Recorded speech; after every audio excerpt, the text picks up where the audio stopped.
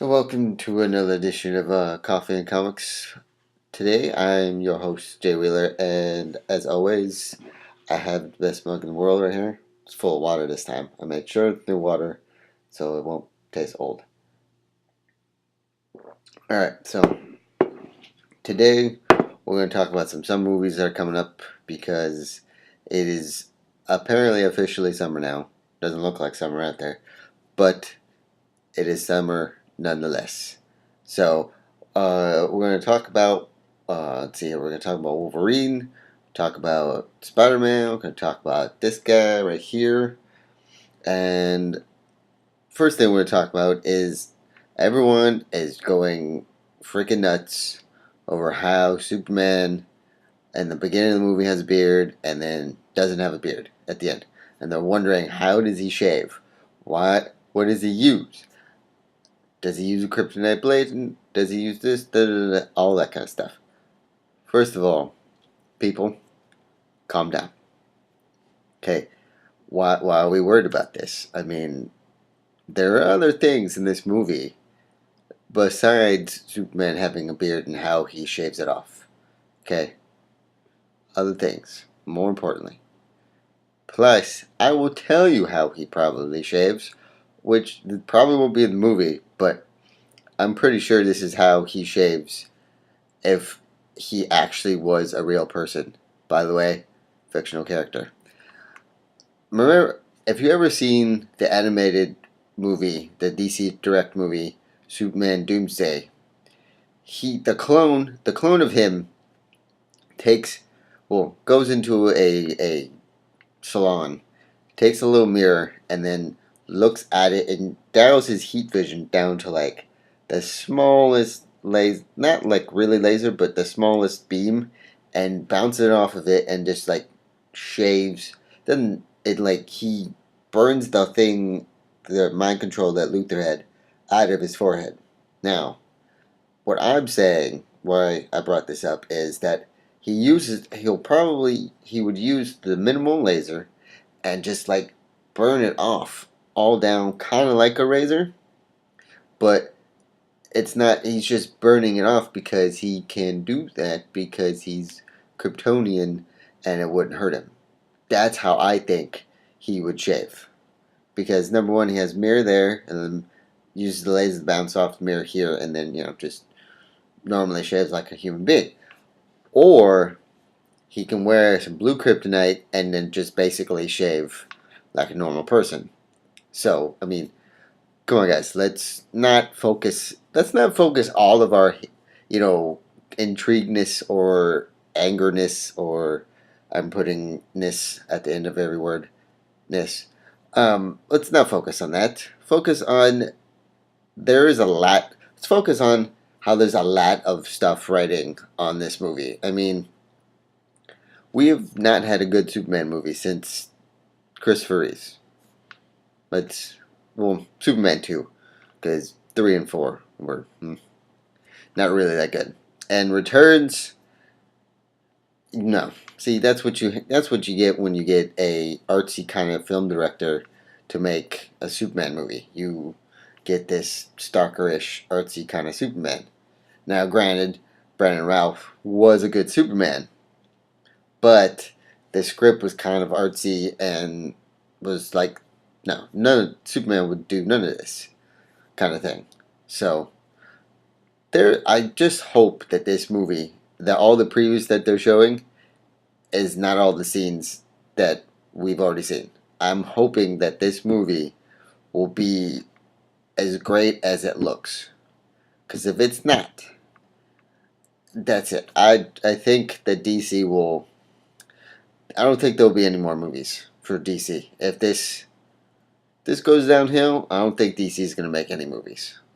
I'm hoping they wouldn't make any movies after this. Because, I mean, this movie can't suck. It can't suck because you got you got Zack Snyder, and you got Christopher Nolan, both working together here. So this movie it cannot suck. As much as I hope it doesn't suck, it can't. I mean, it's impossible for this movie to suck as much as Returns did. Because Returns, when I saw the previews, I thought that movie was going to be the best movie ever. But when then I saw it, I'm like, I don't know. It started off good, but then, once you get past the whole him saving the airplane kind of thing, after that, it's just like downhill. So, hopefully, this movie right here, like I keep saying, will not suck. Okay. Secondly, I know this is not a comic book movie, but I saw Fast 6 yesterday, and it was pretty good. I liked it a lot because it was more like an Ocean's, one of the ocean movies where they all just get together and they do what's best. They do what they do best, and they face off against another team that was like them, but more advanced, but not too advanced to where Vin Diesel and his friends beat him. And what's the coolest part is that they show like a kind of like Street Fighter Injustice kind of montage. They don't really do that, but when I saw The Rock and Vin Diesel on one side and the bad guy and his muscle on the other side, that's what ran through my mind was like the whole, get ready, fight kind of thing. And yeah, everyone in the movie theater when they saw that was like screaming like, yeah, because it looked pretty awesome. Now at the end of it, at the end of the credits, there's something that just like kind of blows your mind because when the person that comes out of one of the cars, you're like, wait a minute, which one is this guy going to be? Like, which of his characters is he going to be? Is he going to be this one, or is he going to be this one? But he can't be the mercenary because that's a completely different movie, and let's not ruin those kind of movies because those are awesomely funny movies to go watch because they're basically horribly written. If you get what I'm talking about. But yeah, I'd recommend to go see that. I might go see it again because it was a really good movie. So, and then now we get to Amazing Spider-Man, where I know there was a Electro was going to be in it. I know Jim and Fox is going to be one of the bad guys, but now I see Paul Giamatti as the Rhino. I didn't think there'd be two villains in this Spider-Man. But I guess there is going to be two villains in this Spider-Man because I keep seeing pictures of Paul Giamatti in a Rhino Army-esque kind of top part because, they can't CG all of it. But I want to see, when I see it, I hope it looks good, but I didn't know there was going to be two villains in this movie. Maybe I need to be catching up on the news and stuff, but excuse me. Okay. Yeah. I don't know. I don't know about this movie now because I had high hopes because the costume looks great. Jamie Foxx's costume looks modern, but it's not like fantastic. But I don't know now. The Amazing Spider-Man, the first one was pretty good, but now that I see there's two villains in this, and Gwen Stacy and Mary Jane are in this, I think they're kind of doing the Sam Raimi thing where they're putting too many things into one movie.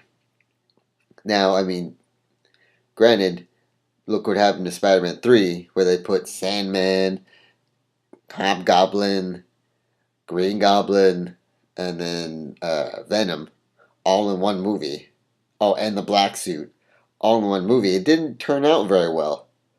But, I don't know. Again, we'll have to wait and see what the final thing is. But I don't know. It seems a little much from what I'm seeing that there's two villains, two love interests, and maybe a huge plot twist at the end, which may save the film. I don't know. I don't know. Superhero movies these days. After this movie, a lot of these movies are trying to just like overtop this one, and you can't overtop Josh Whedon, and you can't use Josh Whedon for every superhero movie. So there's Hollywood is got a tough they got tough things to work out because I mean Warner Brothers.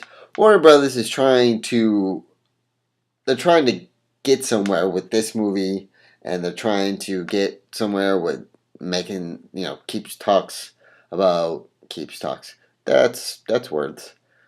Keeps keeps talking about making the Justice League movie, which I don't see any concrete evidence. I see a lot of ideas for it, but I don't see anyone actually going, "Oh, hey, here's a script for the Justice League movie." There's a lot of directors and there's a lot of people that have made great superhero movies or great like comic book movies that made a lot of money and were good to the good to the storyline of the comic book, that are like, listen, you guys, Warner Brothers, you need to get your shit together and you need to get it together fast, because people are anxious to see a good DC Comics movie. There hasn't, besides Batman, there hasn't been a good DC movie. There hasn't been by the way, they haven't done any other superhero movies of DC. The only two DC movies that Warner Brothers has done is Superman and Batman. They tried doing Green Lantern and they failed horribly, like DC does.